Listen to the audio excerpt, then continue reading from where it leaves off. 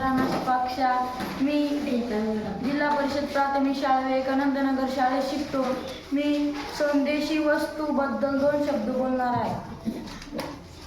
स्वदेशी वस्तूचा स्वदेशी वस्तू म्हणजे आपल्या देशात येणारी वस्तू आहे. ही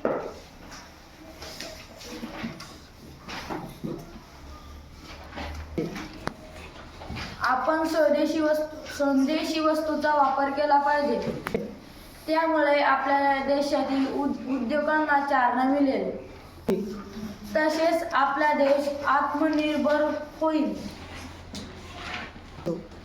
मी आणि माझ्या शाळेतले मुले आम्ही स्वदेशी वस्तू वापरतो.